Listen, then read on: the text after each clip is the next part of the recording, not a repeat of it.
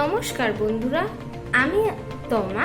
আমি আমার channel love for কুকিংয়ে আরও একটি বিশেষ পর্ব নিয়ে আজকে হাজির হয়েছি আপনাদের সামনে। আজকে আমি যে রান্নাটি করে দেখাবো সেটি খুবই মুখরোচক একটি পদ, এবং সেটা দুপুরবেলা খাওয়ার পরে ছাদে বা চিলেকোঠায় বসে খাওয়ার জন্য একেবারে আদর্শ।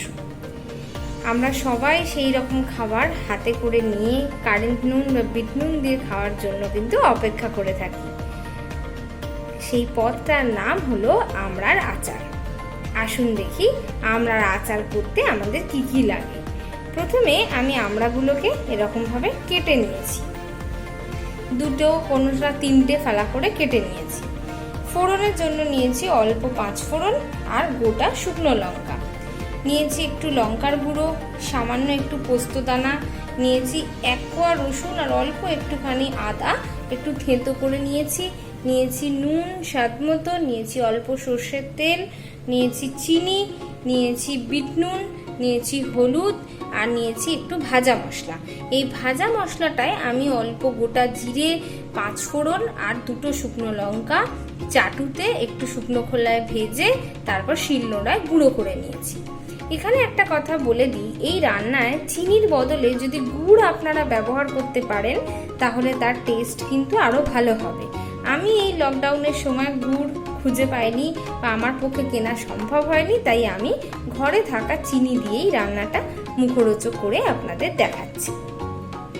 আসুন দেখি কি করে হয় এই আমড়ার আচার।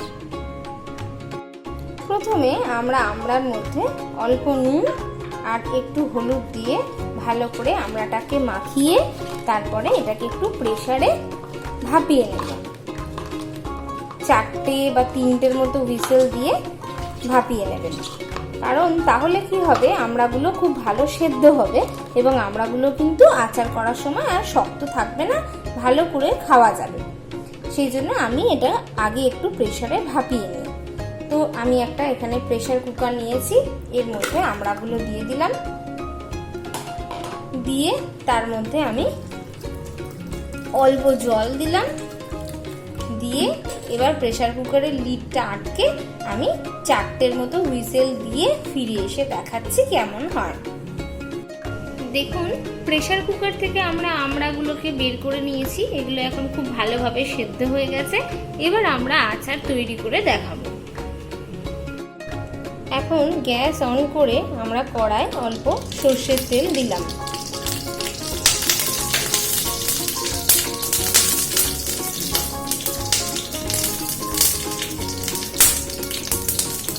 এরপরে একটু 5 ফোড়ন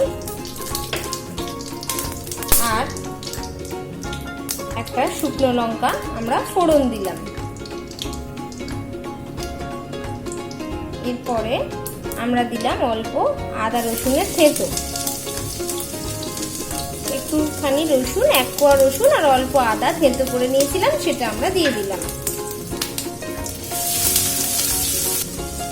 দিয়ে একটু নাড়িয়ে নিয়ে আমরা এতে আমড়াগুলো দিয়ে দিলাম।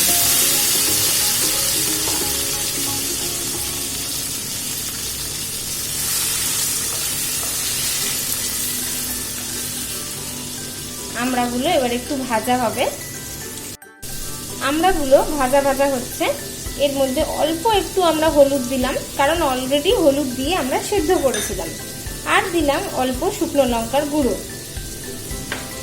আমি আচারের ক্ষেত্রে সাধারণত একটু বিট নুন ব্যবহার করি, আমরা নুন দিয়ে অল্প সেদ্ধ করেছিলাম তাই অল্প বিট নুন এবার ছড়িয়ে দিলাম। দিয়ে একটু নাড়িয়ে নিয়ে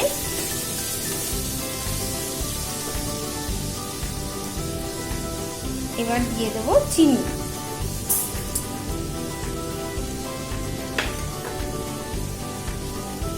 এবার চিনিটা ভালো করে নাড়িয়ে চাড়িয়ে মিশিয়ে নেব, কারণ চিনি দিয়ে খুব সুন্দর একটা রসও বেরোবে এবং রঙও ছাড়বে। 4-5 মিনিট আমরা এইভাবে একটু নাড়াচাড়া করব। দেখো, 4-5 মিনিট আমি ভালো করে চিনিটাকে আমড়ার সাথে কষিয়েছি।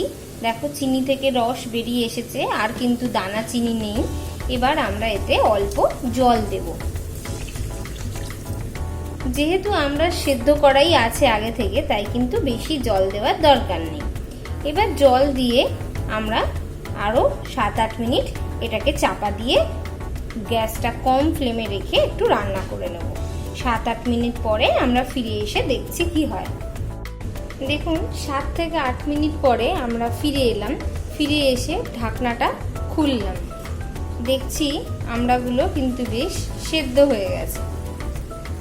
এখন এটার ওপর আমরা দিয়ে দেব পোস্ত আর আমাদের ভাজা মশলা। দেখুন আমড়াগুলো সেদ্ধ হয়ে এসেছে।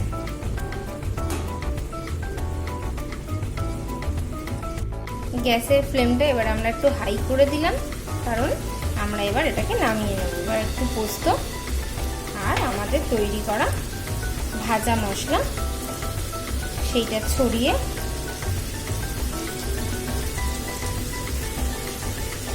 আমরা আর একটু নাড়িয়ে নেব, নিয়ে এটাকে আমরা সার্ভ করে দেব।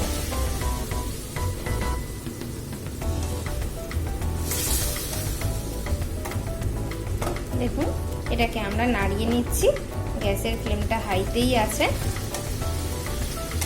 এবার একটু মাখা মাখা হয়ে গেলে আমরা নামিয়ে সার্ভ করব আমড়ার মুখরোচক আচার। দেখুন আমরা আমাদের আমড়ার আচার সার্ভ করে দিয়েছি। এইভাবে আমার মতো করে আপনারাও তৈরি করতে পারেন মুখরোচক আমড়ার আচার, আর সবাইকে তাক লাগিয়ে দিতে পারেন। কারণ আমড়া বা আমের আচার দুপুরবেলা চিলেকোঠা বা ব্যালকনিতে বসে খাওয়ার কিন্তু মজাই আলাদা, তাই না? তাই জন্যই আমি বলছি যে আমার চ্যানেল লাভ ফর কুকিংকে লাইক করুন, সাবস্ক্রাইব করুন, এবং সাবস্ক্রাইব করার পাশে দেখবেন একটি বেল আইকন রয়েছে, সেটিকে প্রেস করে দেবেন। তার ফলে আমি যখনই নতুন কোনো ভিডিও আমার চ্যানেলে আপলোড করব সেটি সর্বপ্রথম পৌঁছে যাবে আপনারই কাছে। আর আমাদের এই রেসিপি কেমন লাগলো আমাকে লাইক করে কমেন্ট করে অবশ্যই জানাতে কিন্তু ভুলবেন না।